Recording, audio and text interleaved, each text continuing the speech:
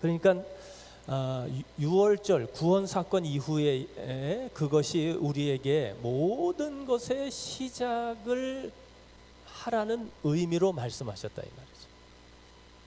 여러분이 예수 믿고 그때부터 시작입니다. 남자와 여자가 만나서 우리는 예수님 만나는 순간 예수님이 내 신랑이 되시고 나는 예수님의 신부가 되는 거죠. 그죠? 그러니까 남자와 여자가 만났을 때 세상 남자들은 당신 나 만나기 전에 어떤 남자 만나서 만약에 이렇게 얘기하고 막 질문하고 그러면 그 가정이 결코 행복할 수 없을 것입니다. 우리 주님도 마찬가지예요. 우리 주님이 굉장히 아주 그 깔끔하신 분이세요. 뭐 나 만나기 전에 네가 누구를 믿었든 어떤 우상을 숭배했든 나 관여하지 않아. 신경 쓰지 않아. 중요한 건 과거에 네가 어떤 죄를 지었든 난 다 용서한다. 아주 깔끔하신 분이죠. 그러나 나를 믿는 순간 이제부터는 내가 너의 날수를 계산할 거야 이 말이에요. 그러니까 예수 믿는 순간에 회개하고 예수님 영접하고 하나님의 자녀가 되었으면 더 이상 우리는 과거에 대해서는 깨끗하게 잊어버리시면 딱 좋아요. 이미 그것은 하나님께서 예수 그리스도의 피로 다 해결해 주셨어요. 할렐루야. 더 이상 우리의 과거를 묻지 않으세요. 얼마나 좋으세요. 할렐루야. 그죠? 그런데 중요한 건 이제부터예요. 이제부터 하나님의 자녀가 된 이후부터 나의 시간을 그분이 계산하시겠다는 거예요. 내 인생을, 나의 삶을 그분이 계산하시겠다는 거예요. 그러니까 예수 믿기 이전의 삶도 내가 편하게 내 마음대로 살았다면 이제는 예수 믿은 이후의 삶도 내가 마음껏 편하게 살 수 있어요. 그런데 중요한 건 그 예수 믿는 그 순간에 내 과거는 용서하는데 그 예수 믿은 이후의 시간들에 대해서는 철저하게 하나님께서 계산하신다는 거예요. 이게 중요한 거예요. 그래서 저와 여러분들이 예수 믿는 이후부터가 아주 중요합니다. 지금부터 시작이에요. 한번 따라하세요. 지금부터 시작입니다. 아까 우리 찬양 인도하시는 우리 형제님이 기도하시는데 이렇게 막 가슴 뭉클하게 기도하시잖아요. 오늘 말씀을 통해서 하나님께서 성령으로 우리 마음 문 열어주시고 또 우리가 그 말씀 앞에 또 도전받게 하시고 그러니까 이제 요 부분에 대해서 제가 여러분들에게 아주 중요한 말씀을 하나 이렇게 좀 드리려고 그래요. 고린도 후서 말씀 한번 찾아보시죠. 4장이에요. 고린도 후서 4장 3절부터 6절까지. 고린도 후서 4장 3절부터 6절까지 다 찾으셨으면 같이 읽습니다. 시작. 만일 우리의 망하는 그 중에 혼미케 하여 그리스도의 영광에 지지 못하게 함이니 그리스도는 하나님의 형상이라. 우리는 우리를 오직 그리스도 예수의 주 되신 것과 또 주 예수를 위하여 우리가 너희의 종된 것을 전파하며 어두운 데에 빛이 빛이라 말씀하셨던 그 하나님께서 예수 그리스도의 얼굴에 있는 하나님의 영광을 아는 빛을 우리 마음에 비추셨느니라. 아멘. 자, 6절에 어두운 데에 빛이 빛이라 말씀하셨던 그 하나님. 자, 이 말씀 읽으면 딱 어디가 연상될까요? 창세기 1장에 대초에 하나님이 천지를 창조하시니라. 하나님이 가라사대 빛이 있으라. 그래, 그 말씀이에요. 자, 어두운 데에 빛이 빛이라 말씀하셨던 그 하나님께서 예수 그리스도의 얼굴에 있는 하나님의 영광을 아는 빛을 우리 마음에 비추셨느니라. 그러니까 죄라고 하는 건 창세기 3장에 가면 하나님이 지으신 들짐승 중에 뱀이 가장 간교하죠. 이 뱀이 여자에게 너희가 이것을 먹는 날에 너희 눈이 밝아서 하나님과 같이 되어 하나님의 그 선악을 아는 걸 너희도 할 수 있다고 이렇게 말하죠. 그리고 너희가 이것을 먹는 날엔 결코 죽지 아니하리라. 너희 눈이 밝아질 것이고 선악을 알게 될 것이다. 이에 창세기 3장 6절에 여자가 그 실과를 본즉 먹음직도 하고 보암직도 하고 지혜롭게 할 만큼 탐스럽기도 한 나무인지라. 여자가 그 실과를 따먹고 자기와 함께한 남편에게도 주매 그도 먹은지라. 이것이 이제 하나님 앞에 범죄를 함으로써 하나님은 사람을 창조하실 때 창세기 1장 26절 하나님이 하나님의 그 형상과 모양대로 사람을 지으셨어요.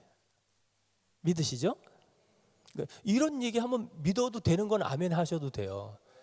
이것도 무슨 이단한 이런 거면 또 고민이 되겠지만은 성경에 있는 얘기니까, 그죠? 자, 그러면 1장 26절에서 하나님의 형상과 모양대로 우리를 창조하셨을 때에 죄라고 하는 건 뭐냐면 그 죄를 통해서 하나님의 형상이 없어진 거예요.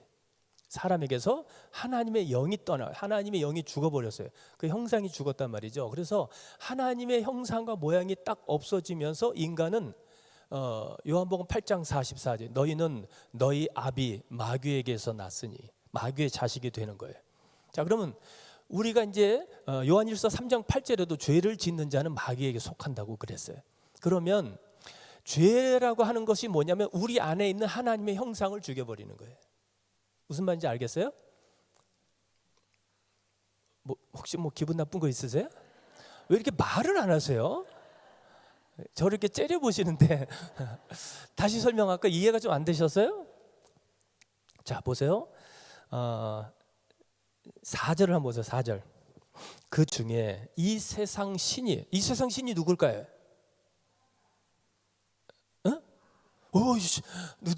못 들은 걸로 할게요. 다시 한번. 이 세상 신이 누구예요? 마귀예요. 공중 권세 잡은 자가 누구예요? 사탄 마귀죠. 이 세상 신이 믿지 않는 자들의 마음을 어떻게 해서요?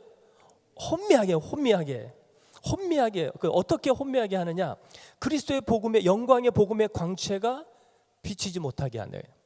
자, 그리스도는 빛이에요. 요한복음 1장 1절에 태초에 말씀이 계시니라. 이 말씀이 하나님과 함께 계셨으니 이 말씀이 곧 하나님이시니라.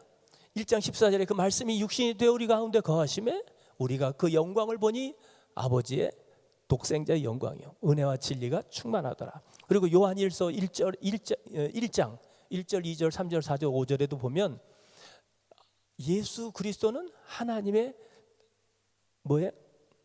빛이세요. 빛. 하나님의 빛이에요.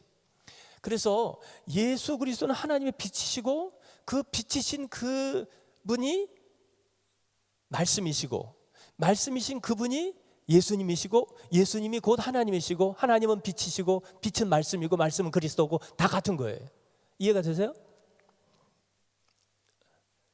의심이 가득한 눈으로 저를 보신 분이 한 분이 계시는데 이해가 되시는 거예요? 왜냐하면 이게 지금 중요한 말씀을 드리는 거예요. 여러분들한테. 다시요.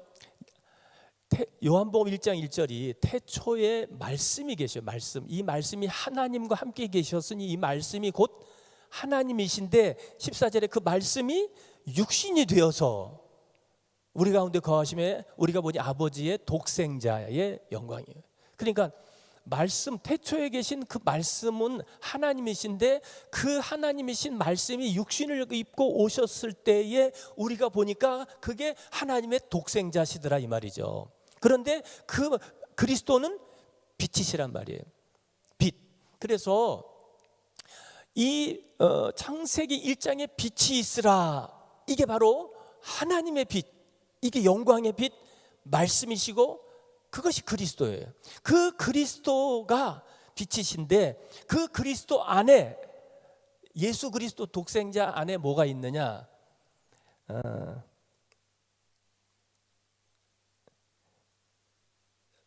4절 보세요. 후반에 그리스도의 영광의 복음의 광채가 비치지 못하게 하매니 그리스도는 뭐라고요? 하나님의 형상. 자, 그래 보세요. 다시 한번 저를 보세요. 시간이 좀 걸리더라도 이거는 꼭 중요하기 때문에 제가 좀 이해를 시키고 넘어가려고 그래요. 창세기 3장에 인간이 죄를 범하면서 1장 26, 27, 28절에 하나님의 형상과 모양대로 지음받은 인간이 창세기 3장에서 죄를 범하면서 하나님의 형상과 모양을 잃어버렸단 말이에요. 그 형상과 모양이 없어졌어요. 그래서 그래서 허물과 죄로 우리는 죽었단 말이죠. 에베소서 2장 1절에 죽은 자예요. 뭐 우리가 죽을 수밖에 없었던, 이렇게 기도하지 마세요. 우리는 죽은 자란 말이죠. 죽었던 우리를 하나님께서 그리스도와 함께 살리신 거예요. 그럼 어떻게 살리셨느냐?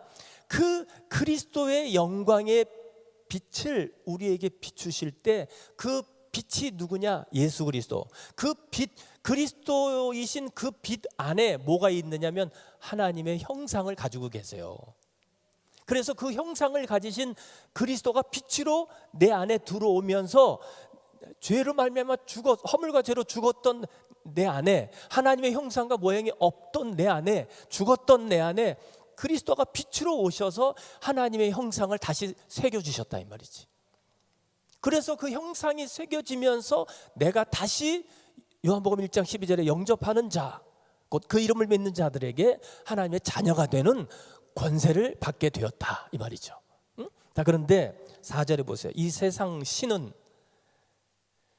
우리의 마음을 혼미케 해서 그 그리스도의 영광의 복음의 광채가 비치지 못하게 한다 이 말이죠. 비치지 못하게. 왜 그게 비치지 못하게 왜 사탄 마귀가 역사하느냐?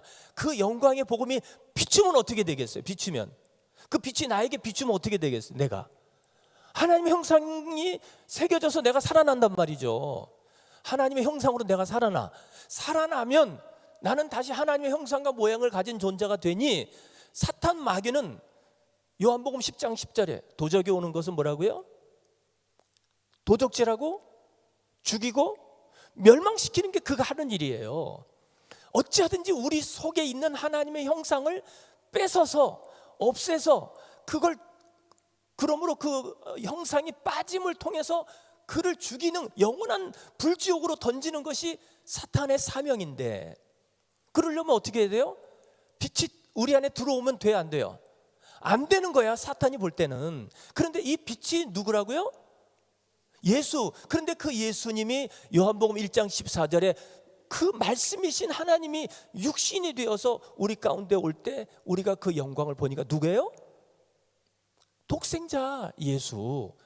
그러니까요, 이 빛이 누구냐? 예수. 예수는 말씀이고 말씀은 태초부터 계셨고 그 태초부터 계신 그 말씀이 하나님이시고 다 같은 분이시다 이 말이죠. 이해가 됐어요? 자, 그러면 오늘 제가 지금 여러분들에게 전하는 이 생명의 말씀도 이 복음이 그리스도예요. 동의하시면 아멘 하세요. 이것이 복음은 그리스도고 그리스도는 말씀이고 말씀은 빛이에요. 이 말씀의 빛이 여러분 심령 속에 들어가면 여러분은 하나님의 형상으로 다시 회복되는 역사가 일어나는 거예요. 그런데 원수 마귀는 뭘 하고요? 그 영광의 복음의 광채가 비치지 못하도록 역사한다 이 말이죠. 그러니까 이런 예배의 자리에까지 와서 여기까지 올 때 여러분 얼마나 결단하셨어요? 오늘 거기 갈까 말까, 내일 주일인데 아침부터 봉사해야 되는데 여러 가지 많은 논리적이고 합리적인 생각이 나를 교회에 오지 않을 수 있는 23가지 이유를 만들어낼 수 있어요. 그럼에도 불구하고 여기 왔는데도 불구하고 사탄은, 나는 온 걸로 만족하는데 사탄은 그 온 심령들 속에까지도 역사해서 이 복음의 광채가 비치지 못하도록 하겠다는 거죠. 그러니까 눈은 날 보고 있는데 생각은 지금 다른 생각을 가지고 있을 수도 있고, 무슨 말인지 알죠? 그래서 여러분들이 예배 자리에 오는 것은 이제 시작이에요. 그러면 이제부터 뭘 해야 되느냐? 영적 전쟁이에요. 말씀 외에 이 예배 시간에 다른 생각이 들어올 때 예수의 이름으로 쫓아내셔야 됩니다. 그리고 이 영광의 복음의 광채가 내 안에 비춰서 내 안에 하나님의 형상이 새겨지도록, 확실하게 하나님의 형상과 모양을 가지고 살도록 그 사모하는 마음을 가지고 말씀에 집중해야 된다 이 말이에요. 자 보세요. 부부가 닮아요 안 닮아요? 한 10년 20년 30년 살다 보면 어떻게 돼요? 닮죠. 저에게 오늘 맛있는 걸 사주신 우리 남성교회 회장님, 여성교회 회장님 얼마나 점잖고 훌륭하신 분들인지 몰라요. 밥 먹으면서 이렇게 말씀을 들어보니까 아주 그 대단한 지식을 가지고 계시고 경험도 많고, 그런데 더 좋은 게 오늘 나한테 맛있는 걸 사주셨다는 거죠. 그런데 이 두 부분이 처음부터 이렇게 막 서로 닮은 건 아니고 살다 보니까 부부가 이렇게 닮아가시는 것 같아요. 그죠? 맞아요 안 틀려요? 자 그러면 부부는 닮아야 정상이에요.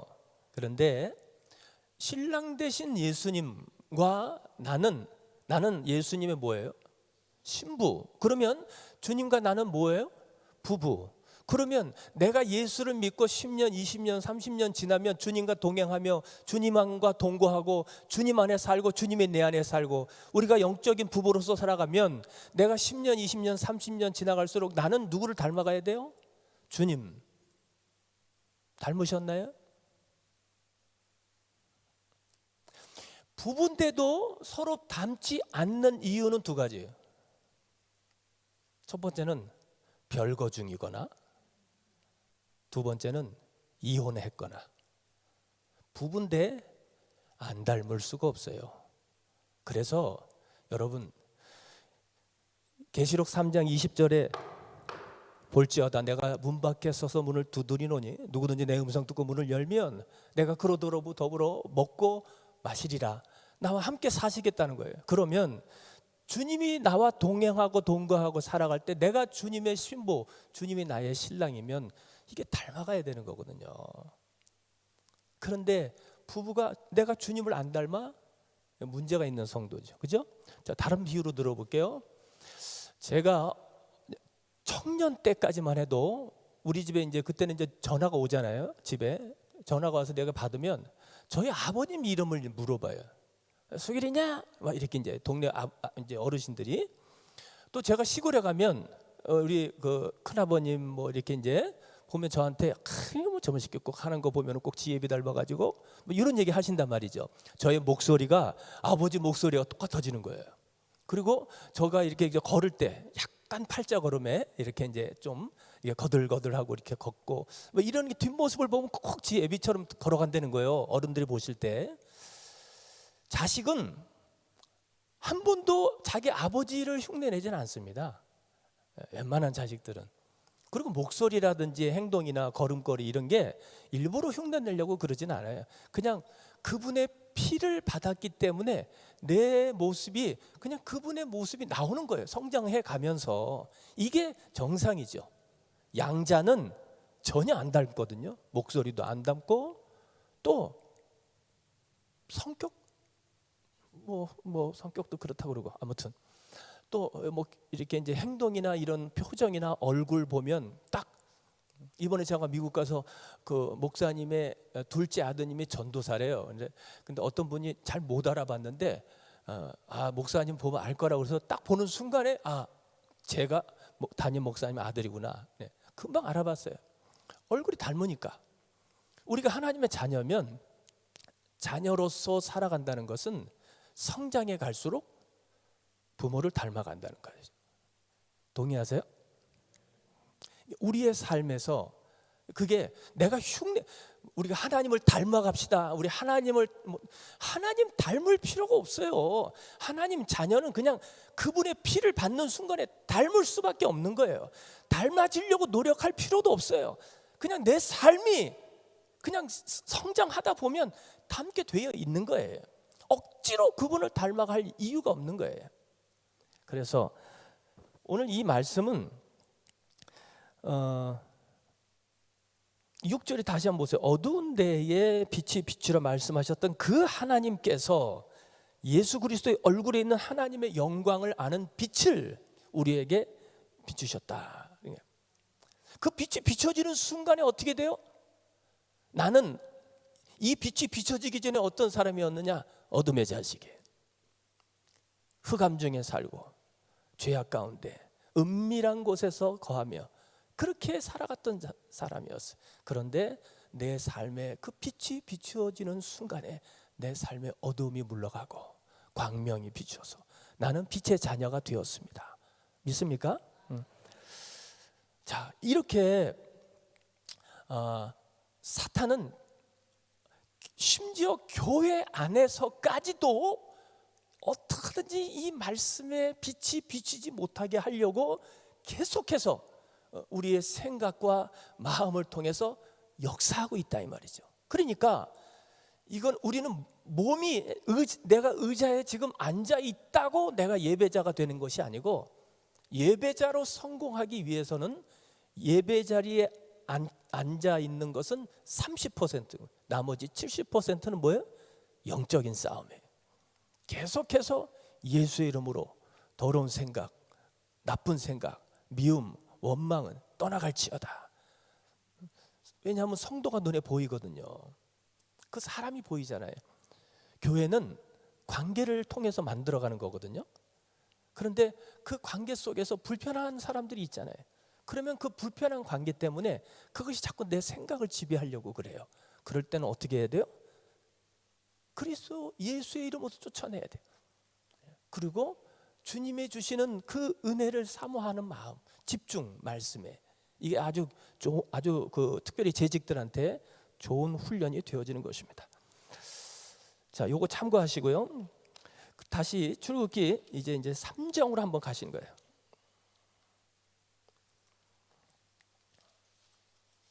자, 출애굽기 3장은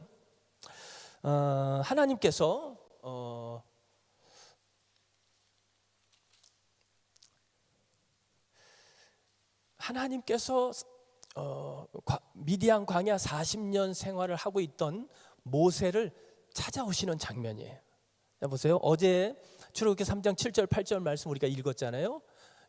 여호와께서 이르시되 내가 내 백성의 고통을 정령이 보고 그들의 감독자로 말미암아 부르짖음을 듣고 그 근심을 알고, 그리고 하나님이 내가 내려가서 저들을 애굽인의 손에서 건져내고 그들을 그 땅에서 인도하여 아름답고 광대한 땅, 곧 젖거끓이 흐르는 땅, 가나안 족속, 헷 족속, 아모스 족속, 브리스 족속, 히위 족속, 여부스 족속의 지방에 데려가려 하노라, 이렇게 말씀하세요.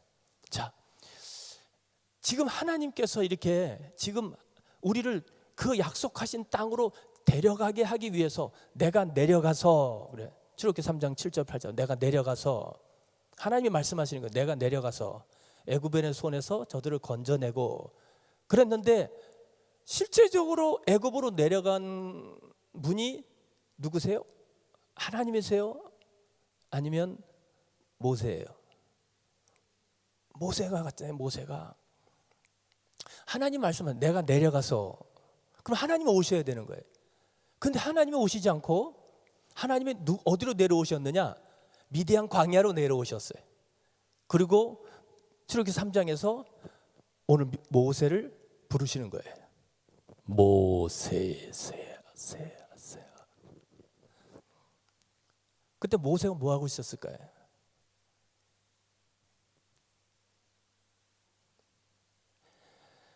모세가 나이 40에 자기 백성을 구하려고 했습니다. 나이 40에. 그런데 하나님께서 안 돼. 그리고는 어디로 보냈어요? 미디안 광야로 보냈어요. 그리고 몇 년 지났어요? 40년. 이제 모세의 나이 80세가 되었을 때 하나님께서 떨기나무 불꽃 가운데에서 나타나셔서 모세를 부르세요. 부르시면서 출애굽기 3장에 뭐라고 하냐면 너 이제 저 애굽으로 가라, 그래요. 하나님이 내가 내려가서 저들을 애굽인의 손에서 건져내고 말씀하셨는데, 내가 내려가신 것이 아니고 하나님이 모세에게 내려오셔서 너 내 애굽으로 가서 내 백성을 네가 건져내라. 그래서 모세는 어떤 사람이냐? 하나님의 대행자가 되어지는 거예요.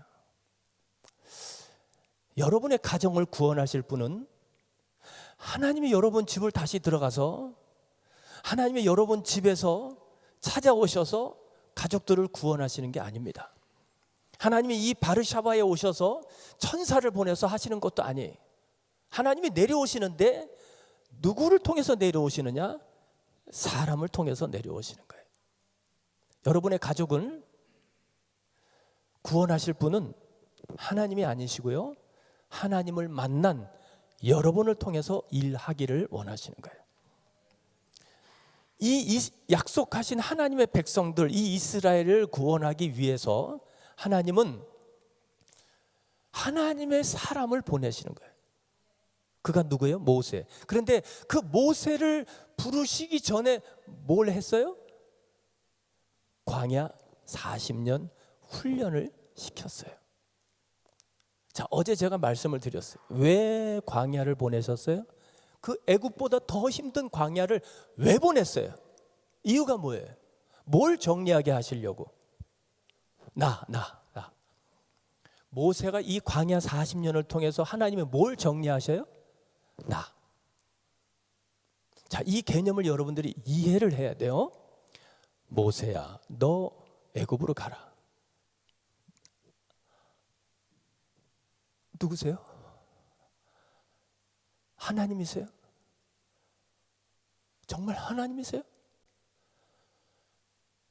하나님이 정말 살아계셨어요?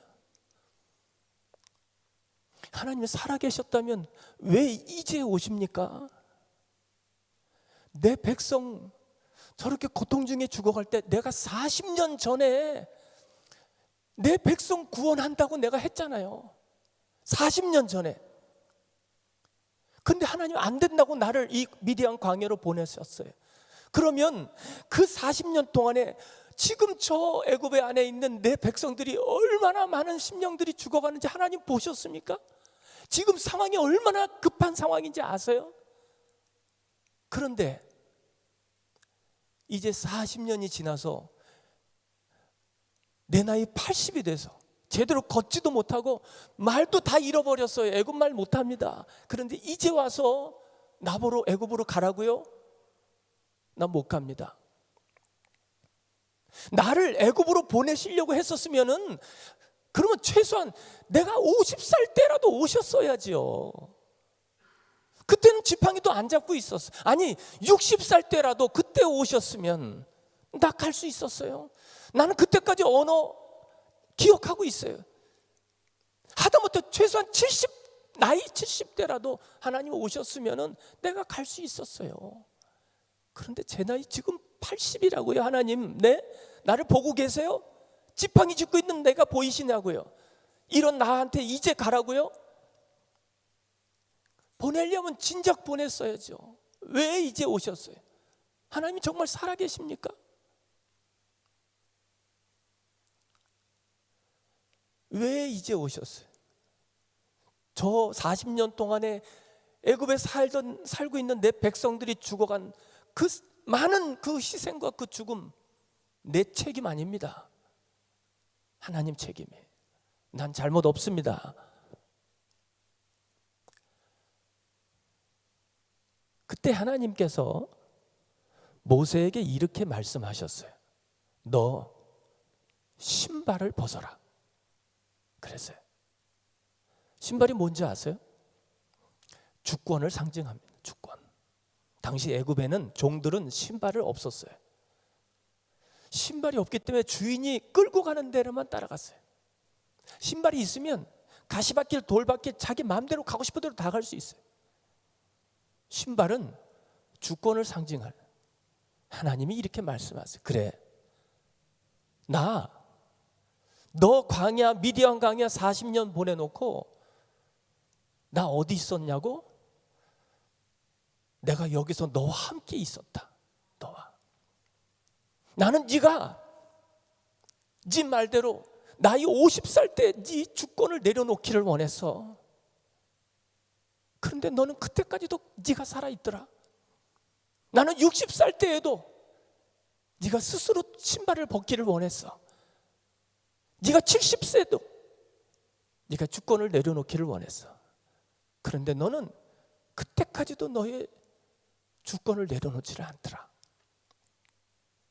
이제 네 나이 80이 됐을 때 너는 이제 비로소 너의 주권을 내려놓는구나. 나는 여기서 네가 스스로 너를 내려놓을 때까지 40년을 기다렸다.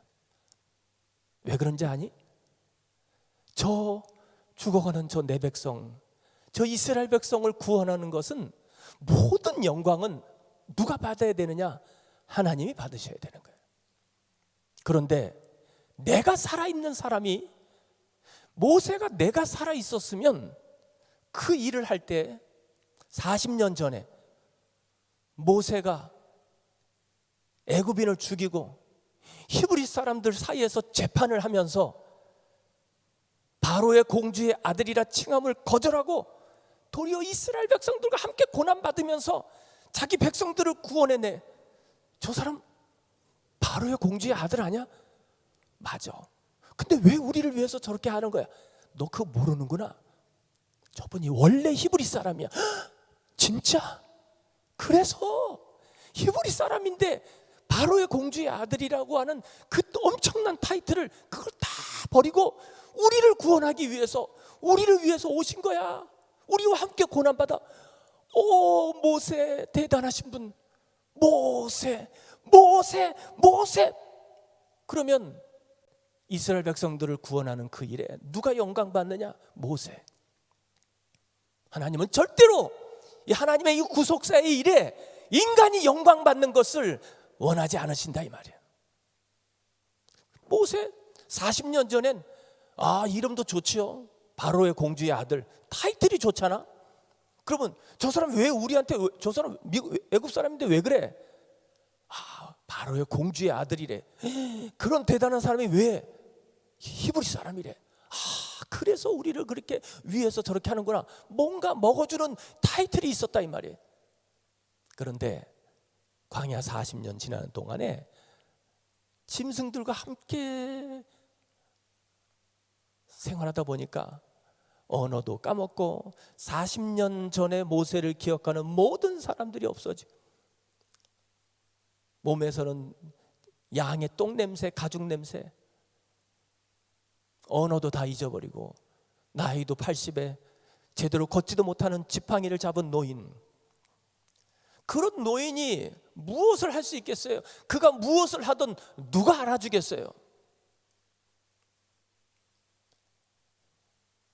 그러면 그 위대한 이스라엘의 출애굽 사건의 모든 것은 다 하나님의 영광을 받으셔야 돼요. 자, 이걸 우리의 삶에 적용하면 어떻게 돼요? 여러분이 지금 교회에서 열심히 충성하고 봉사하고 헌신하고 또 전도하고 양육하고 그렇게 합니다. 어제도 제가 말씀드렸지만 마태복음 7장에 그날에 많은 사람이, 적은 숫자가 아니에요, 많은 사람들이에요. 그 많은 사람들이 와서 우리가 주의 이름으로 귀신을 쫓아내고 우리가 많은 병을 고쳤습니다. 우리가 했다는 거, 우리가 주의 이름을 빙자해서 내가 신앙, 내가 권사, 내가 집사, 내가 목사, 선교사라고 하는 이 타이틀을 빙자해서 내가 했다 이 말이에요. 내가. 그러니까 그걸 통해서 내가 드러나는 거예요. 내가. 그러면 하나님 뭐라 그래요? 불법이다 아니에요. 불법. 나는 너희를 모르겠다는 말이야. 이 하나님의 일에, 하나님의 이 구속사의 일은 반드시 하나님이 영광 받으셔야 돼요. 그러려면 어떻게 해야 돼요?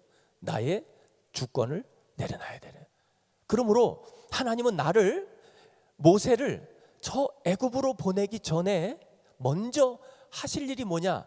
하나님의 대행자를 보내시려고 하는데 그 대행자를 먼저 광야 훈련을 시키게 하시는 거예요. 모세가 광야 40년 훈련을 먼저 받았기 때문에 이스라엘 백성들을 이끌고 광야 40년을 살아갈 때 그들에게는 생소하고 처음 당하는 일들이, 모든 그 광야의 삶이 처음 당하는 일들이라 얼마나 힘들어요. 그런데 모세는 이미 40년을 광야에서 살았던 노하우가 있는 사람이에요.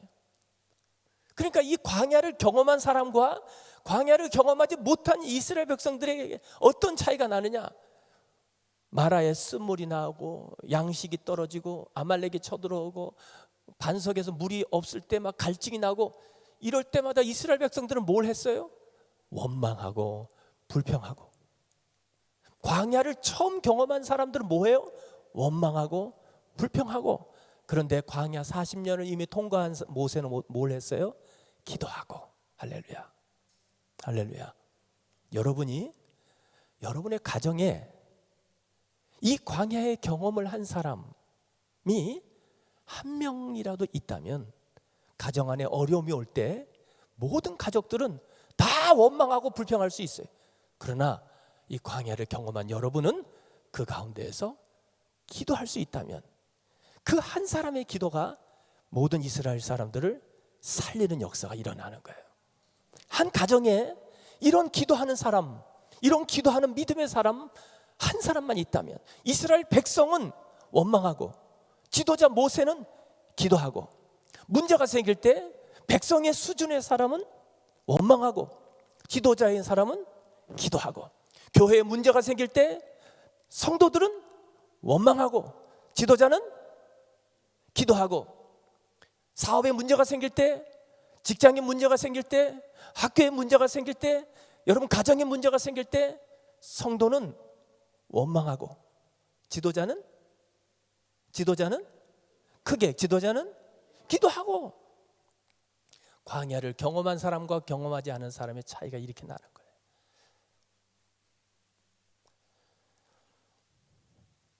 그런 모세를 하나님께서 애굽으로 가라.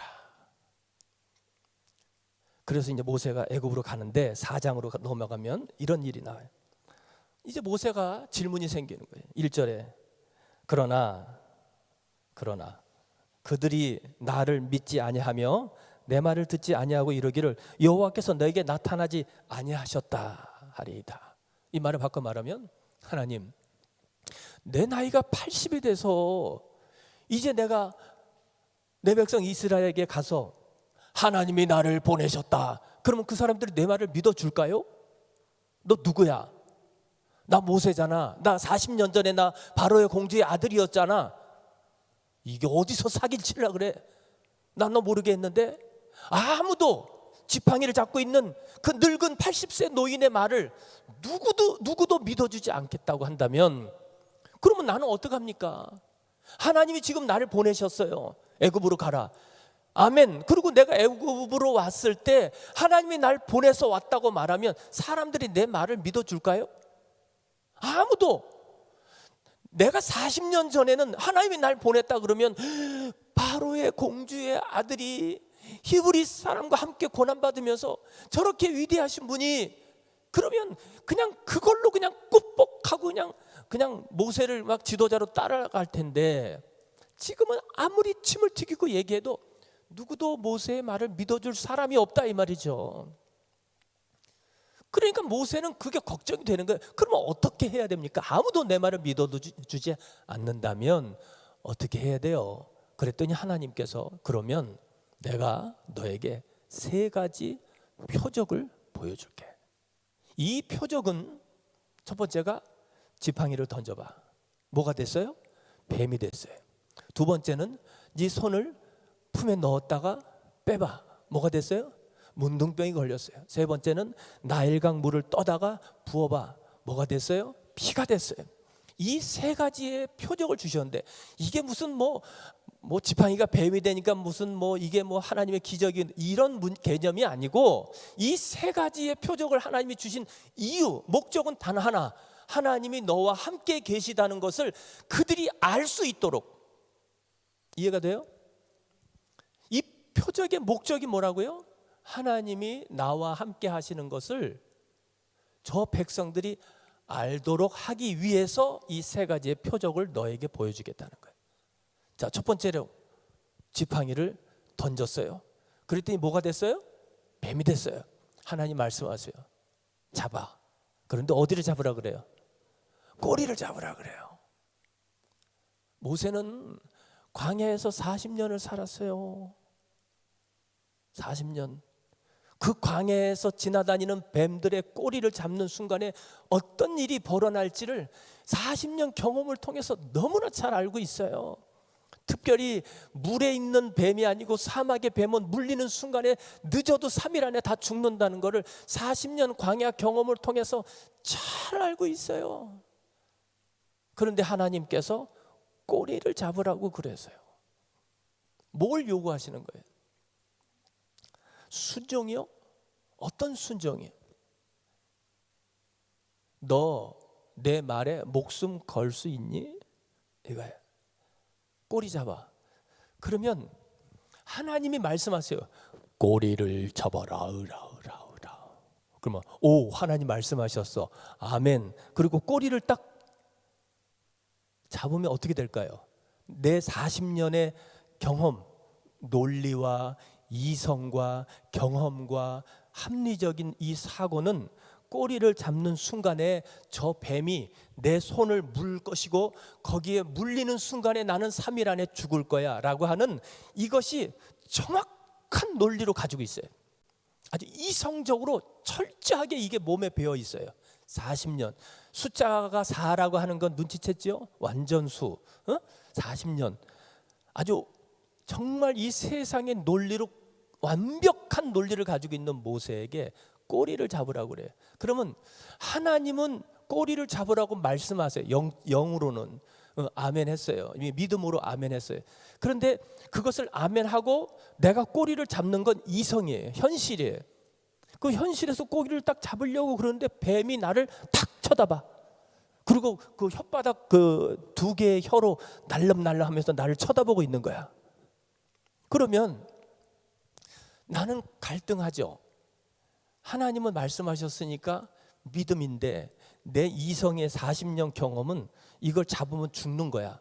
그러면 믿음이냐 이성이냐 둘 중에 하나를 나는 선택을 해야 되는 거예요.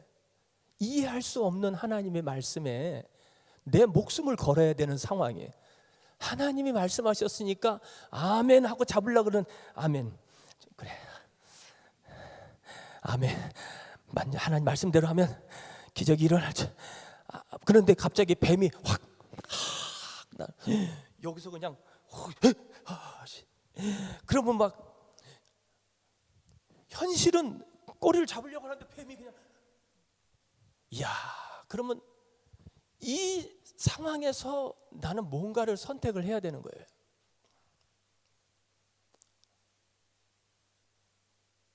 여러분들이 바르샤바 와서 5년, 10년, 20년 살다 보면 언어도 다르고 문화도 다르고 음식도 다르고 물도 다르고 생활 습관도 다른 삶의 라이프 스타일이 다 다른 이 낯선 땅에서 살아간다는 게 쉬운 일이 아닙니다. 그런데 이런 속에서도 어떻게든지 내 연약하지만 하나님 붙잡고 몸부림치면서 믿음으로 살려고 그러는데 목사님 교회에서 말씀하시는 그 말씀대로 살아보려고 하는데 이 바르샤바에서의 이 폴란드에서의 현실은 그 꼬리를 잡으려고 하는 순간에 뱀이 그냥 내 눈앞에 와서 그 시뻘건 눈을 뜨고 혀를 낼름거리면서 잡는 순간에 나는 물릴 것이라고 하는 이 이성이 가득 차 있을 때는 하나님 말씀을 순종한다는 게 이거 내 목숨 내놔야 되는 거거든.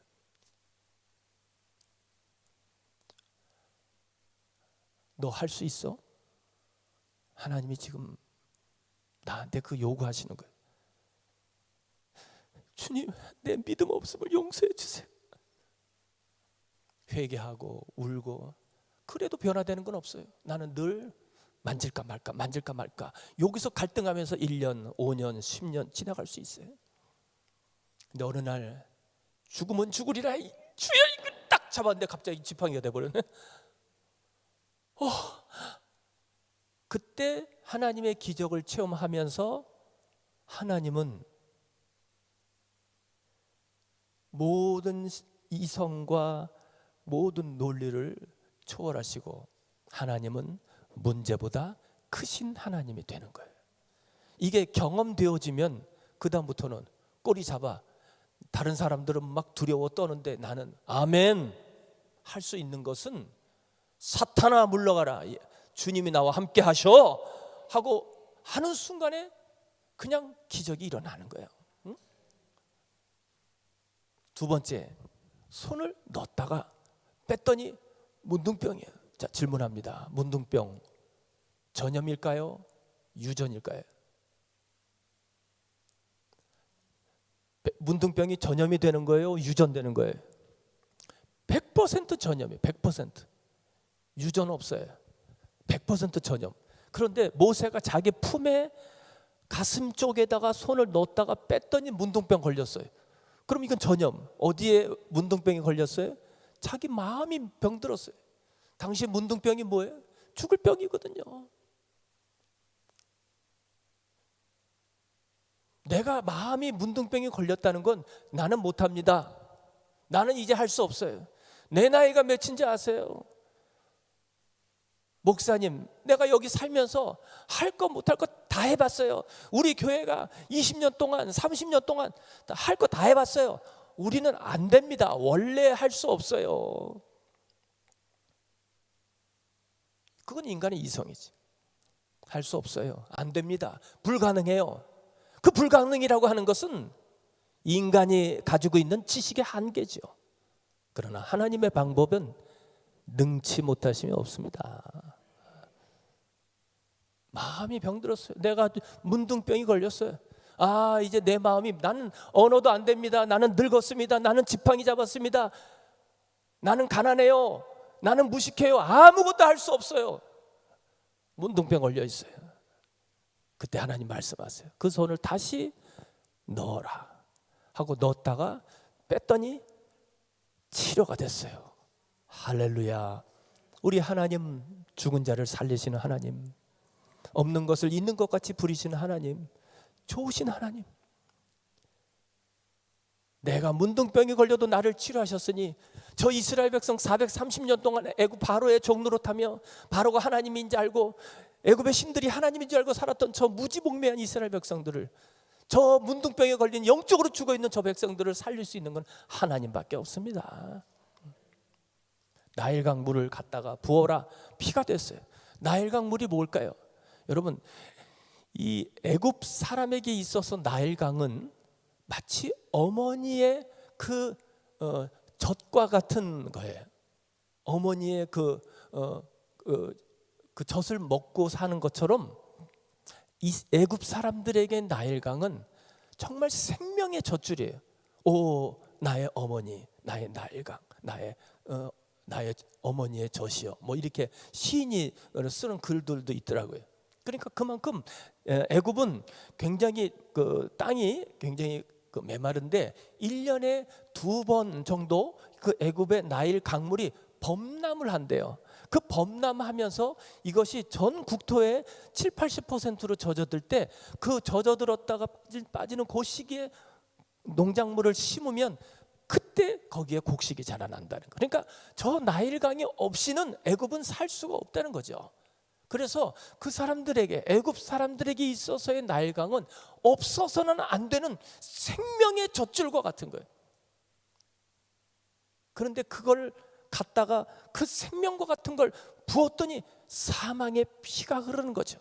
아, 오늘날 우리 성도님들, 우리 예수 믿는 사람들은 이 세상이 마치 나일강과 같아요.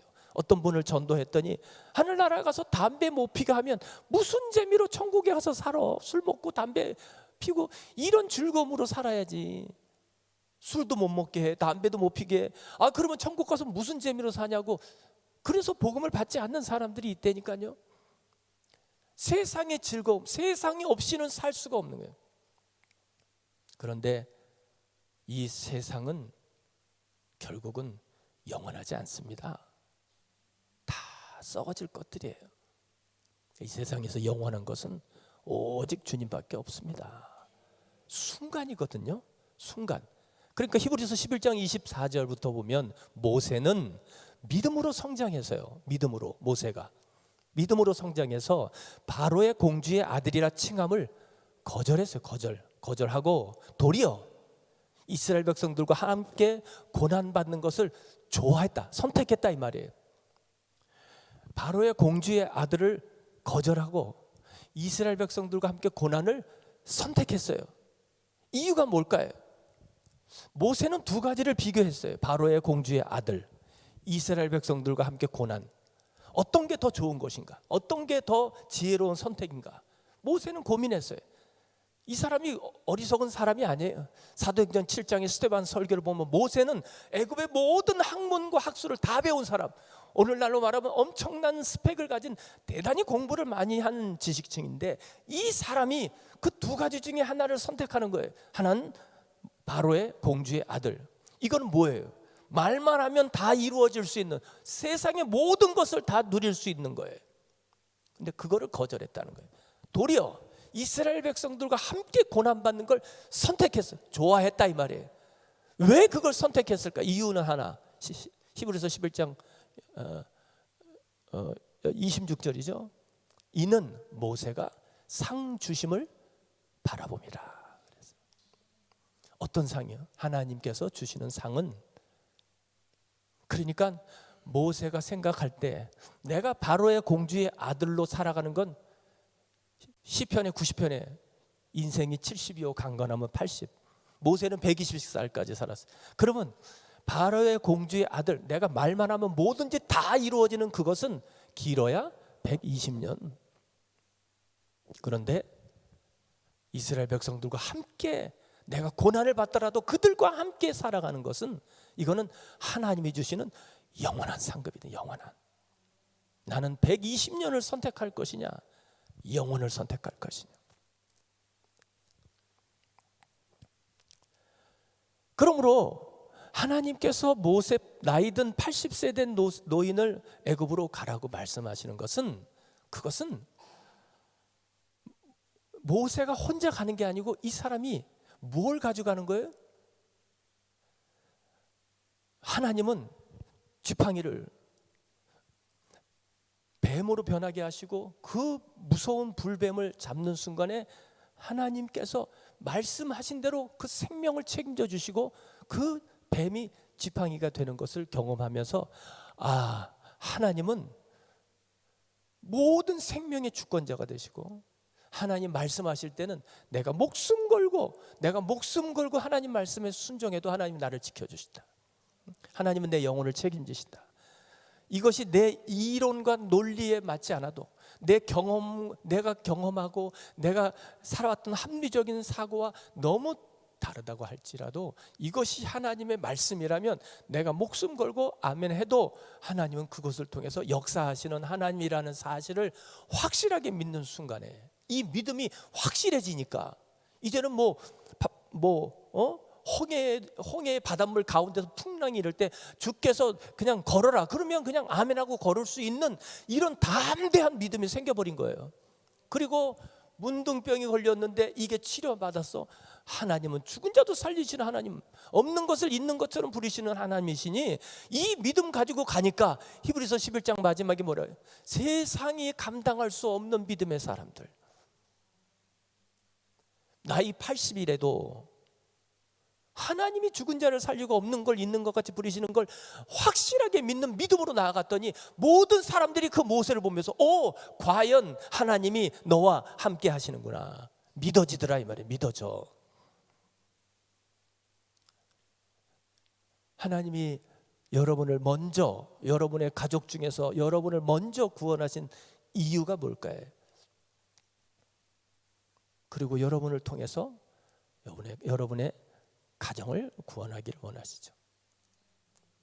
복음의 최소 반경 어디까지 가야 될까요? 가정 안에는 가야 됩니다.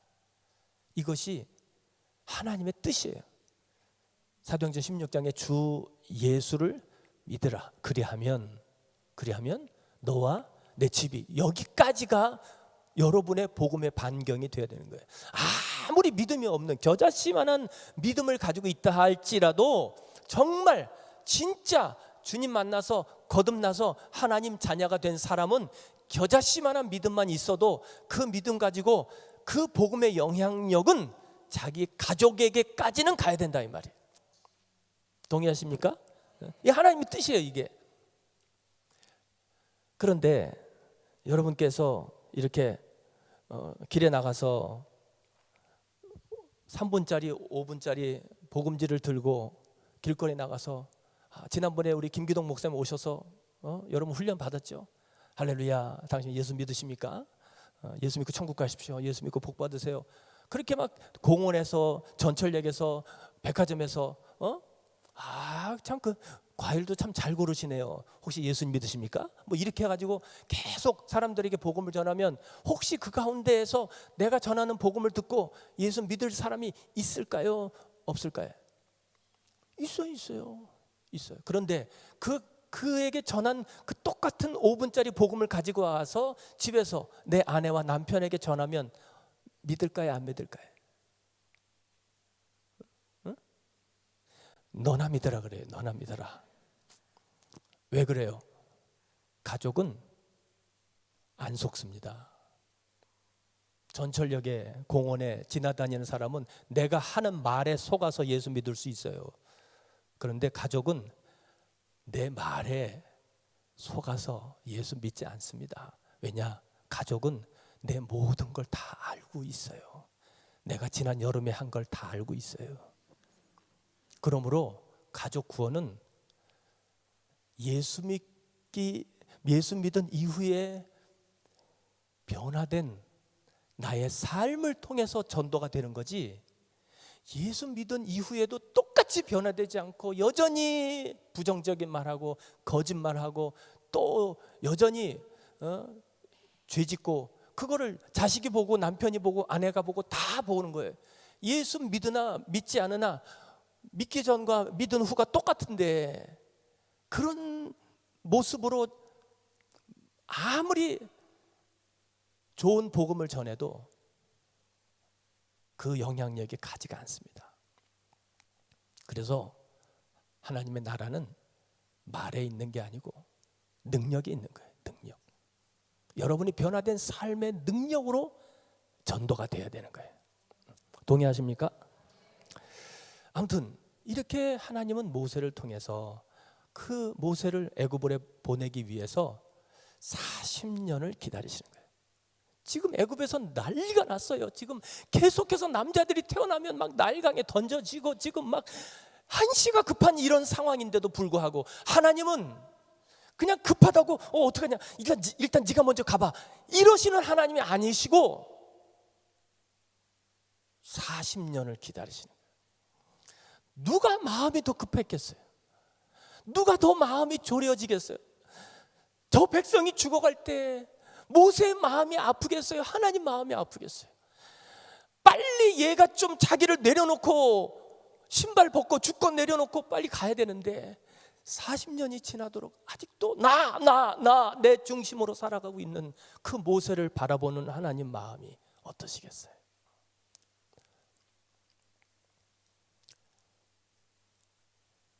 내가 지금 오늘 얼마나 많은 일을 하느냐, 하나님 그거 관심이 없습니다. 정말이에요. 아무리 많은 일을 해도요 관심 없어요. 하나님은요. 정말이에요. 제 말을 믿으셔도 돼요. 내가 얼마나 많은 일을 하느냐, 그 많은 일을 하고 나서 그걸 내가 했다는 거예요. 내가. 그러면 그건 불법이라는 거예요. 여러분 1988년도에 올림픽이 일어났을 때 육상 선수 임춘의 그 예화를 아시잖아요. 2등으로 들어갔잖아요. 그런데 한 선수가 1등으로 들어간 선수가 트랙을 잘못 선을 넘어서 들어갔어요. 엄청나게 빨리 들어갔지만 그는 불법을 행했기 때문에 금메달에서 탈락됐어요. 그가 얼만큼 빨리 가느냐 이게 중요한 게 아니고요. 그 기준을 지켜야 되는 거예요. 기준. 우리가 얼마나 많은 일을 하느냐 이게 중요한 게 아니고요. 하나님이 원하시는 믿음의 기준을 가지고 살아가느냐 이게 중요한 거예요.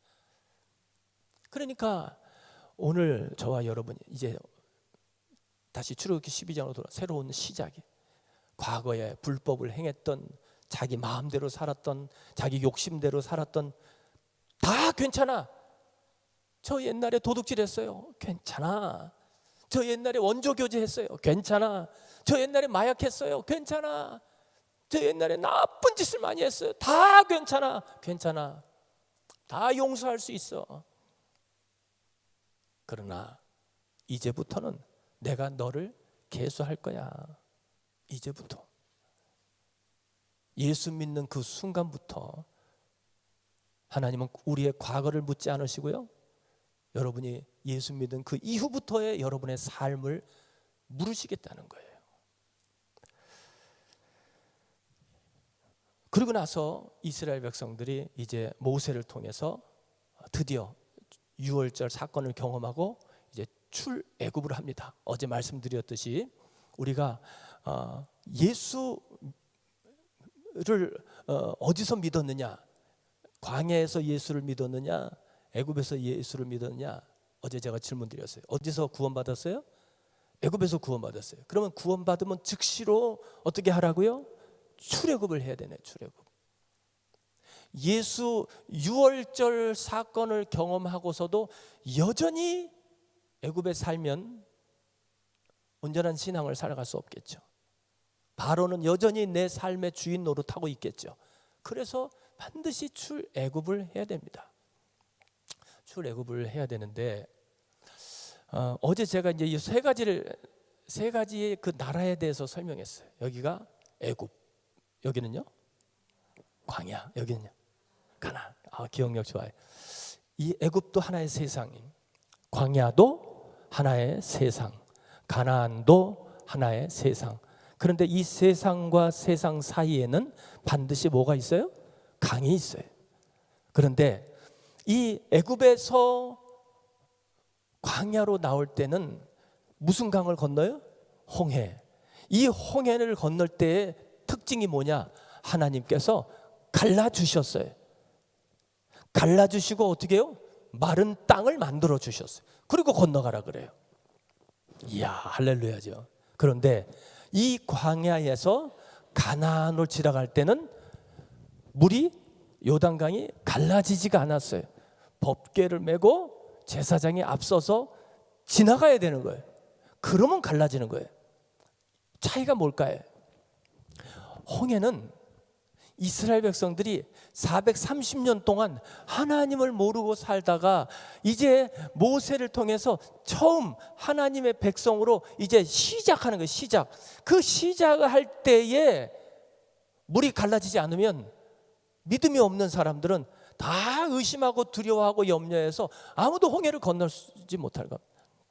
그래서 그때는 하나님께서 다 열어주세요. 우리가 처음 예수 믿을 때는 그냥 속으로 생각만 해도 하나님이 다 응답하셔요. 뭐 그런 적 많잖아요, 여러분, 그죠? 저도 막 그냥 그 사역 초기 때 그때는 뭐 가난했잖아요. 그러니까 그냥 아침에 출근할 때 이렇게 양복 입고 넥타이 매면서 아유, 오늘 고기나 실컷 먹었으면 좋겠는데. 그리고 이제 사역하고 이제 신방을 갔는데 집사님 댁에 갔는데 어머, 목사님 죄송해요. 뭐가 죄송해?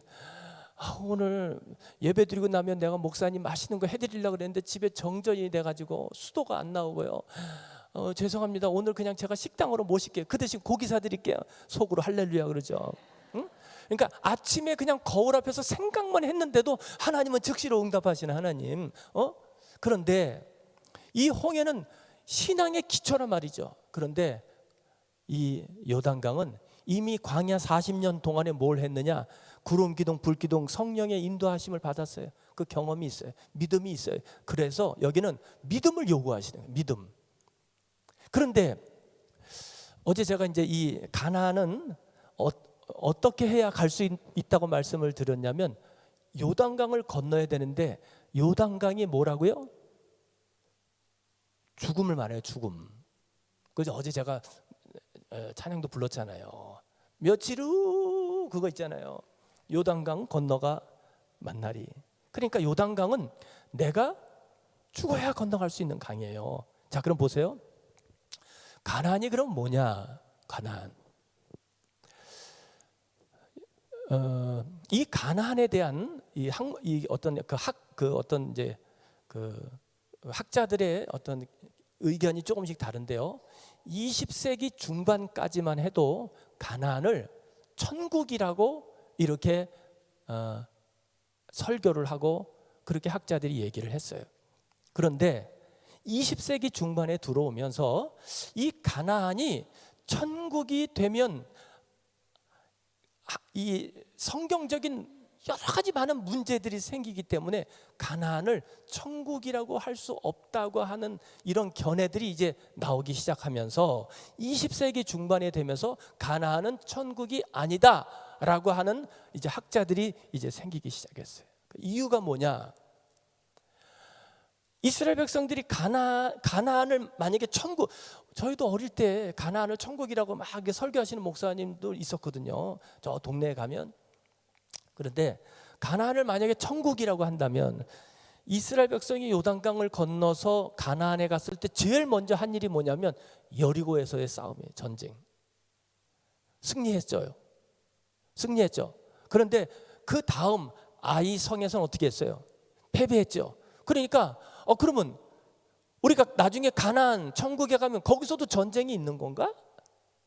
그럼 가나안에서는 전쟁에서 또 질 수도 있고 이길 수도 있는 이런 건가? 또 이스라엘 백성들이 가나안에 들어갔을 때 뭘 했어요? 그 가나안 신들을 섬겼어요. 바알과 아세라. 그러면 이스라엘 백성이 그렇게 우상을 숭배, 여러분 사사기의 역사를 아시잖아요. 그러면 우리가 나중에 천국 가서도 거기서도 우상 숭배가 있을까? 이게 만약에 가나안을 다 천국이라고만 얘기한다면 이게 성경 해석학적으로, 이게 신학적으로 문제가 어마무시하게 나오기 시작하는 거예요. 그래서 그럼 가나안은 뭐냐? 이렇게 할 때 가나안은 궁극적으로는 천국을 의미합니다. 잘 들으세요. 가나안은 뭐라고요? 궁극적으로는 천국장이요? 크게 궁극적으로는 천국을 의미한다고요. 그런데 그 궁극적인 천국이지만 현재 삶에서도 내가 그 가나안을 이 땅에서도 누릴 수 있을까요? 없을까요? 있다는 거예요. 그러면 가나안은 뭐냐? 가나안은 바로 예수 그리스도다. 좀 이렇게 멋있는 말할 때는 아멘 해도 되는데요. 다시 한번, 가나안은 예수 그리스도다. 왜? 하늘의 모든 신령한 신비로운 부유함이 다 예수 그리스도 안에 있어요. 하나님의 모든 약속, 하나님의 모든 축복은 다 예수 그리스도 안에 있어요. 그러니까 내가 예수 믿어 하나님의 자녀가 되어지는 그 순간부터 나는 이 땅에서 가나안을 누릴 수 있다 없다? 있다. 그런데 그 가나안을 가기 위해서 반드시 건너야 할 강, 그 요단강은 무슨 강이라고요? 내가 죽어야 건너갈 수 있는 강. 그러니까 여러분이 이 땅에서 예수를 누리고 살 수 있는 유일한 방법이 뭐라고요? 내가 그리스도와 함께 십자가에 죽는 거예요. 내가 죽어지는 만큼, 어제 제가 그걸 100이라고 표현을 했어요. 100. 그러면 내가 20% 죽어지면 내가 이 땅에서 누리는 가나안은 20%예요. 내가 100% 죽으면 100%의 그리스도를 누리고 살아갈 수 있는 거겠죠. 근데 100%는 불가능하고 이 땅에서의 100%는 없습니다. 그건 완벽한 것이기 때문에, 완벽한 것은 내가 죽어야 영화롭게 되어질 때 완벽해지는 거예요. 그러니까 내가 10%를 가나안을 누리고 살 거냐, 90%를 누리고 살 거냐, 그것은 내가 얼만큼 죽어지느냐에 따라서 달려 있다니까요. 그러니까 어제 제가 처음 출애굽기 17장 1절 2절 말씀, 여호와의 명령대로 갔는데 물이 없다는 거예요. 이해할 수 없어요. 내가 순종했는데, 내가 하나님 말씀대로 살았는데 왜 내 삶에 이런 어려움이 옵니까? 내가 목사님 말씀에 순종했는데, 내가 은혜 받아서 이렇게 하나님 앞에 헌금을 드리고 11조를 드리고 이렇게 봉사를 했는데 왜 내게 이렇게 질병이 오고 고난이 옵니까? 이해가 안 되는 거예요. 근데 이 출애굽기를 통해서 이해가 되어지는 거예요. 그게 뭐라고요? 하나님이 나를 죽이시는구나. 내가 살아있어서 그렇구나. 하나님은 나에게 가나안을 주기를 원하시는데 나는 자꾸 내 힘으로, 내 의지대로, 내 기질대로, 내 성격대로 살려고 하는구나. 그것이 마치 모세가 바로의 공주의 아들로 사는 게 너무너무 편하기 때문에 말만 하면 다 되는 거잖아요. 그때는 자꾸 그걸로 가려고 그러는구나.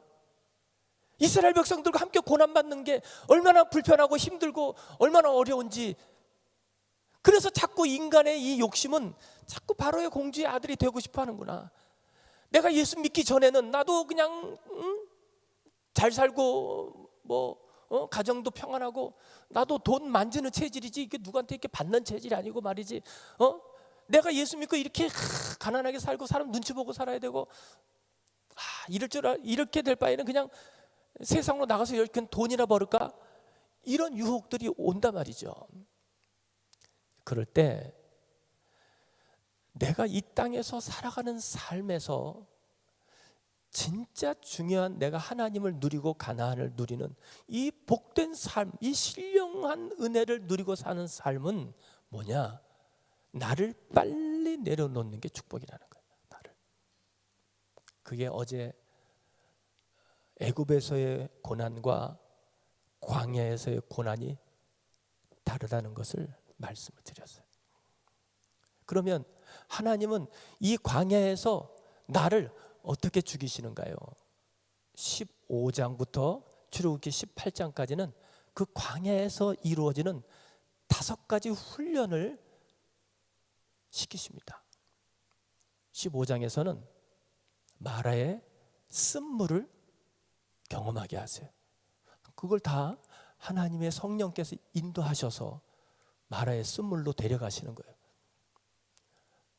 3일 동안 물을 못 마셨어요. 그런데 우물을 발견한 거야.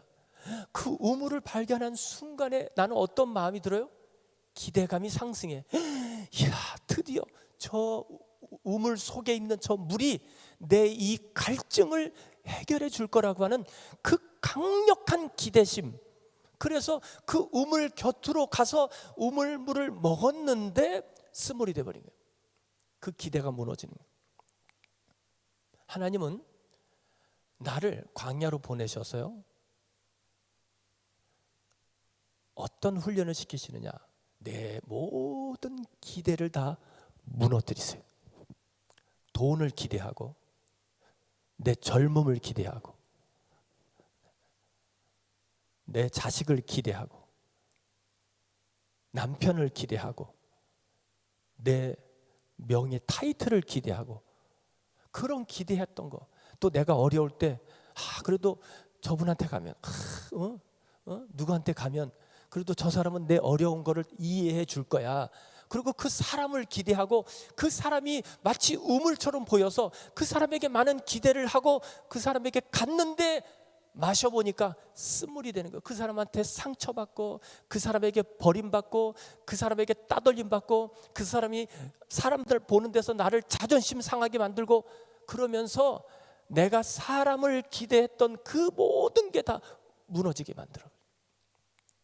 내 안에 이 세상, 돈, 물질, 명예, 권세, 사람 기대하는 모든 것을 하나님이 다 무너뜨려, 아주 철저하게 무너뜨려요, 광야에서.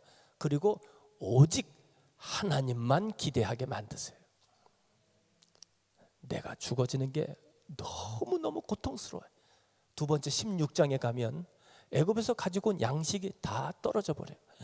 양식이 뭐예요? 삶의 근간을 이루는 거잖아요. 경제적인 거. 돈 떨어져 보셨죠? 응? 돈 떨어져 봤죠? 진짜 어떤 분이 눈물 젖은 빵을 먹지 않고서 인생을 논하지 말라 그랬는데, 정말 외국에 나와서 돈 떨어지면 어떻게 될까요? 사람이 그렇게 구차할 수가 없어요. 그렇게 비참해져요. 정말 전기세, 핸드폰값 낼 돈도 없어요. 다 떨어져요. 그렇게 가난 속에서 이 경제적인 삶의 근본이 흔들리는 거예요. 근데 그때 하나님이 말씀하세요. 돈 떨어지니까 자꾸 우리가 사람 찾잖아요. 이거 누구한테 빌려야 되나? 누구의 도움을 받아야 되나? 그때 하나님이 삶의 근본은 네가 잘못됐다는 거예요. 하나님을 근본을 삼아야지. 세상, 물질, 사람을 근본 삼으면 안 된다는 것을 가르쳐 주시면서, 사람이 떡으로만 사는 것이 아니요, 오직 하나님의 입에서 나오는 말씀으로 사는 것을 가르쳐 주시는 거예요. 그러면서 내가 무너지는 거예요. 돈 떨어지니까 정말 자존심 상합니다. 외국 나와서 선교사 생활하면서 정말 돈 10,000원이 없어서 아이들하고 뭐 먹을 게 없어지니까요. 정말 사람이 그렇게 구차해질 수가 없어요. 그러니까 내 주머니에 지금 돈이 몇십만 원, 몇백만 원 있으면 어깨가 펴져요. 그런데 일 줄러티도 없으면 사람이 이렇게 좀 힘이 없어져요. 그리고 대인 관계 할 때도 매가리가 없어요. 그러니까 돈이 많으면 어깨 펴지고 자신감이 생겨. 돈이 없어지면 자신감이 없어요. 돈이 나한테 신이 되는 거거든. 하나님이 계시는 것으로 만족하고 자신감, 담대함을 얻어야 되는데 하나님이 계시든 안 계시든 상관없이 돈이 있고 없고 그것 때문에 내가 자신감이 있고 없고 된다 그러면 내가 지금 무엇을 믿고 살아가는지를 하나님이 말씀하시는 거예요. 세 번째는 출애굽기 17장에 가면 목이 말라요. 정말 갈증이 나. 그때 하나님께서 반석을 쳐서 생수가 터져 나오게 하는데 사람이요 신앙생활 성령의 인도하심을 따라갔는데 물이 없어요. 17장 1절에 이 갈증 삶이 드라이해지는 거예요. 여러분 삶이요 돈이 많아도 삶이 드라이해져. 부자들도 막 자살하고 그러거든요. 내가 부족한 게 없는데 그냥 다 싫어. 사람도 싫고 교회 가는 것도 싫고 목사님 보는 것도 싫고 성경 보는 것도 싫고 기도하는 것도 싫고 사람 만나는 거 먹는 것도 싫고 다 싫어. 아무것도 하고 싶지 않아. 그냥 죽고 싶어. 삶에 재미도 없어. 인생이 드라이해지는 거예요. 뭘 해도 재미도 없어요. 그냥 내가 왜 사나? 내가 여기 왜 있나? 죽고 싶어. 그렇게 삶이 드라이해질 때 반석을 쳐서 성령의 생수를 경험하는 순간에 이게 삶의 의미가 살아나기 시작하는 거예요. 환경이 변한 게 없어요. 아무것도 환경이 변한 거 안 해. 그런데 마음이 오라는 데가 없어요. 그런데 갈 데가 많아졌어요. 사람들을 옛날에 볼 때는 막 피해 다니고 숨기고 저 사람 오냐? 아유 나 왜 이쪽으로 오고 있어? 저쪽으로 가지. 그래가지고 사람 피해 다니고 그냥 얼굴도 보고 싶지 않고 아무것도 하고 싶지 않은데 성령을 경험하고 나니까 사람이 지나면 권사님, 집사님, 할렐루야, 반가워요. 이게 사람이 반가워지기 시작하는 거예요. 왜? 하나님의 나라는 사람과 사람과의 관계를 통해서 그리스도의 몸을 만들어가는 거예요.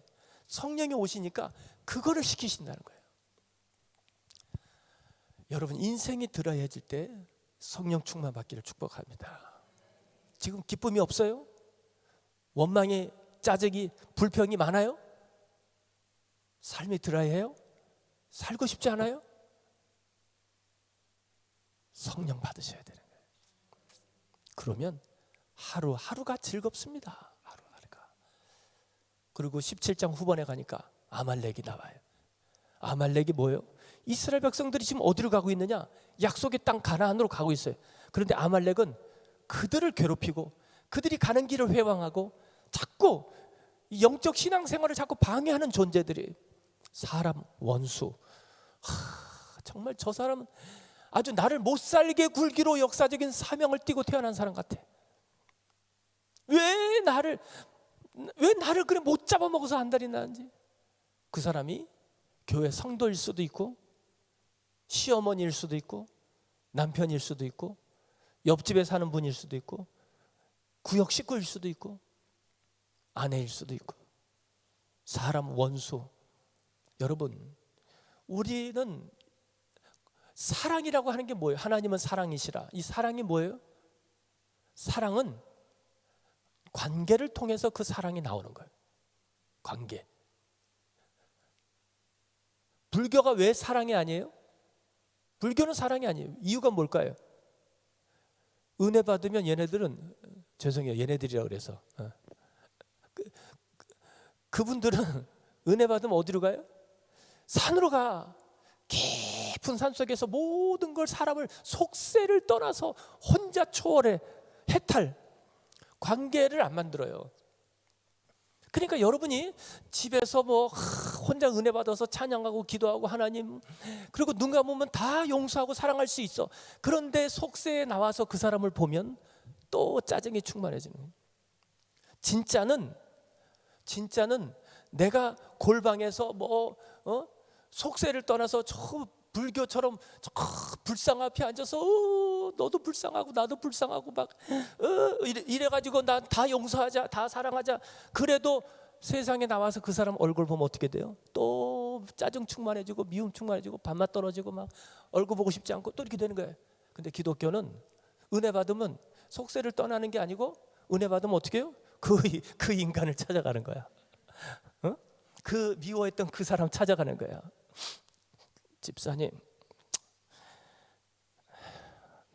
내가 미안해, 잘못했어. 내가 다 잘못했어, 미안해, 화 풀어. 우리 이렇게 살지 맙시다. 하나님이 안 기뻐해.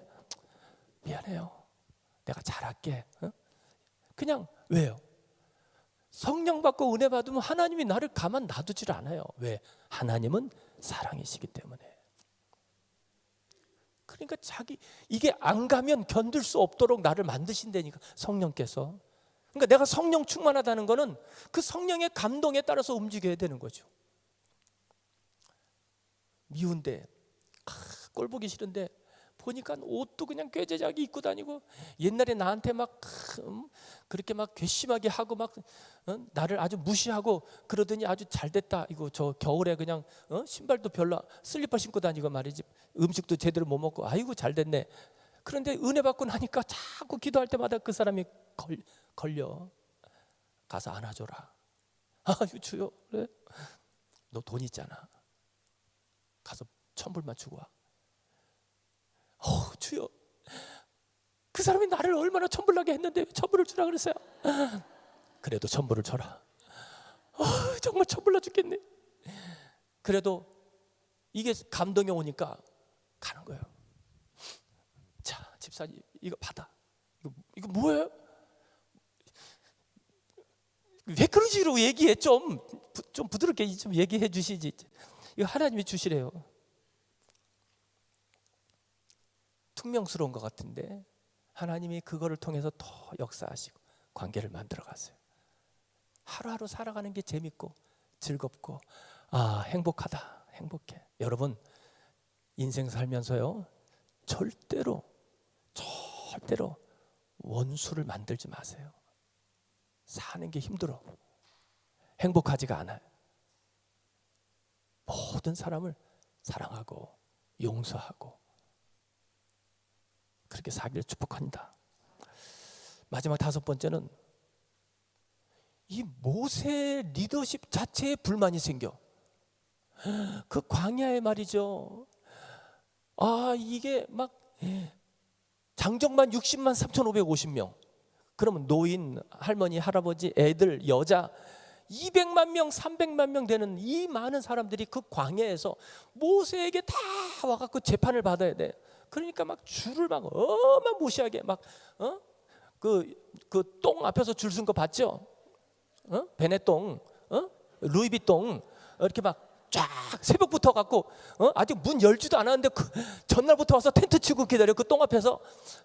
그거보다 더 광야에서 그냥 쫙 줄 서 갖고 있는데, 어떤 사람, 내 앞에 사람은 10분 동안 상담해주고 나는 왜 5초도 안 걸리게, 그럼 모세한테 불만이 생기나요? 더운데 이게 무슨 난리냐, 막.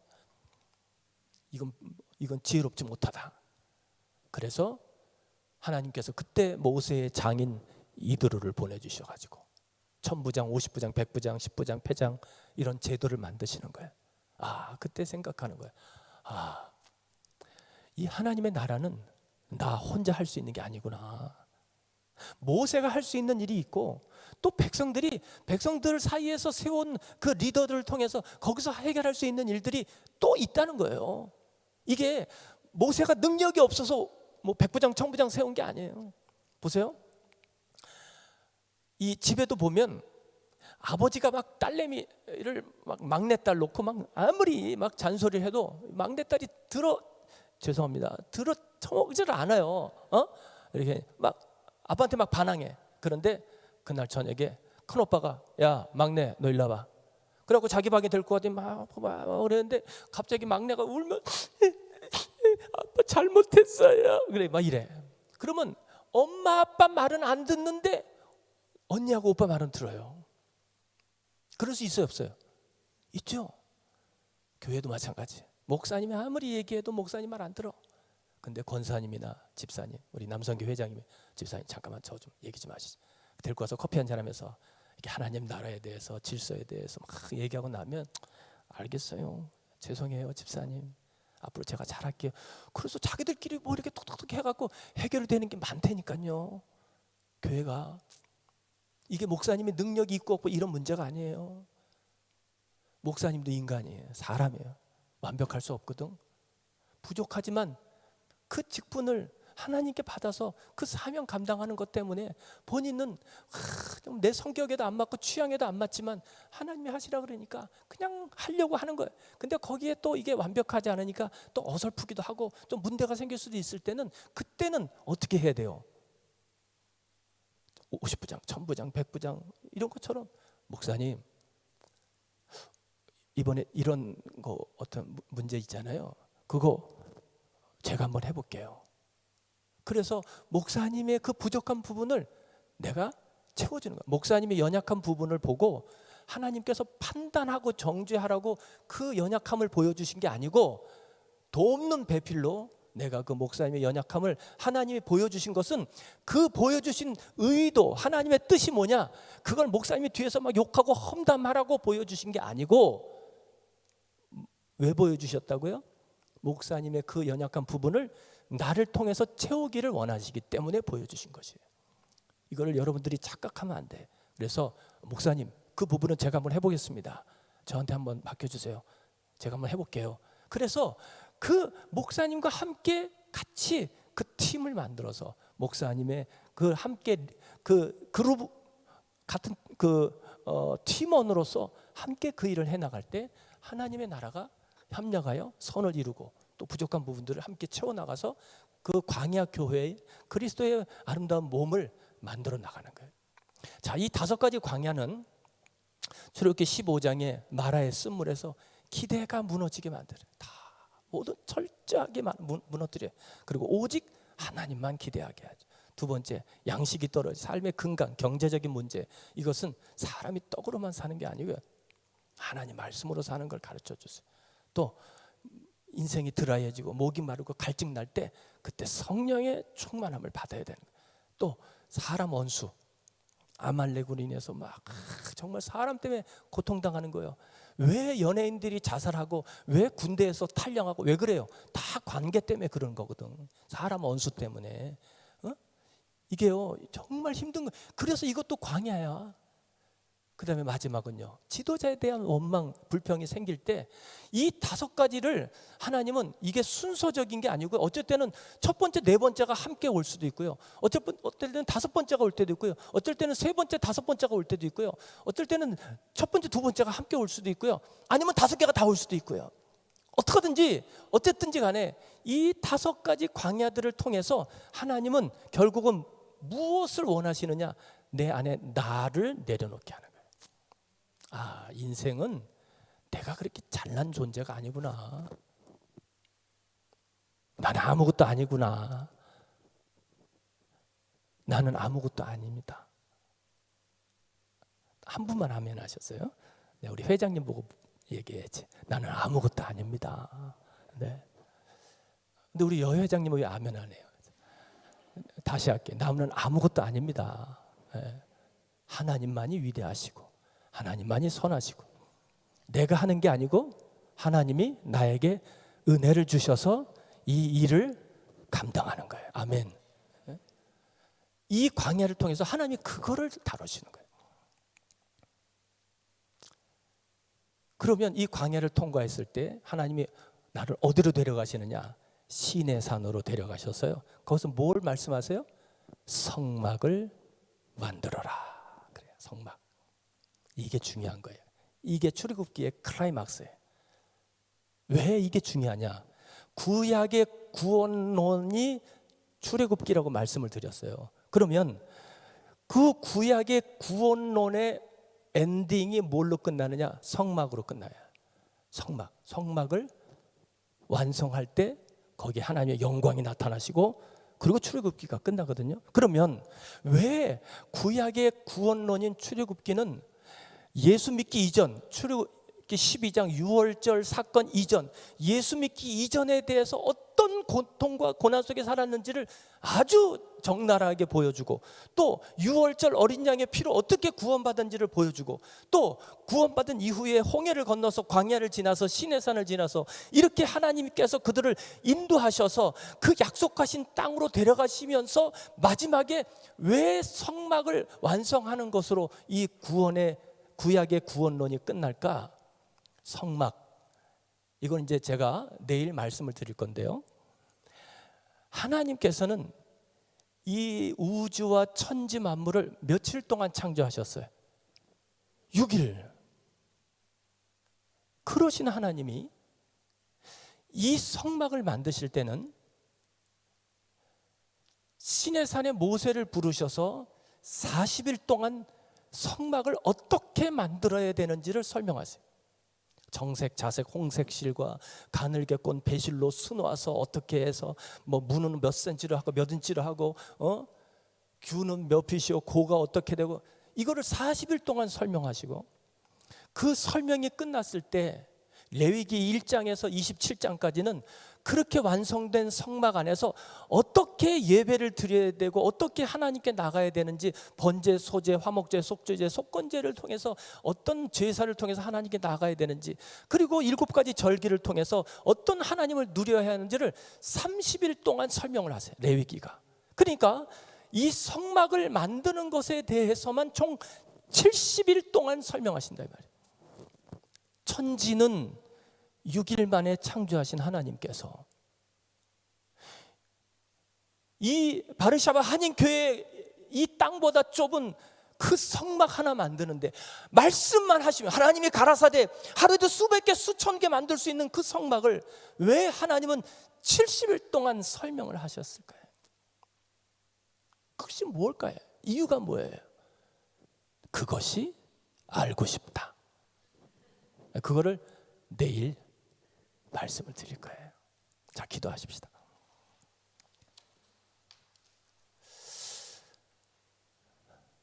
어제도 제가 말씀드렸지만 가나안은 내가 죽는 만큼 누릴 수 있어요. 여러분에게 주어진 이 2023년, 이 해가 여러분의 인생에 가장 크고 넓고 깊고 높은 가나안의 은혜를 누리기를 주님의 이름으로 축원드립니다.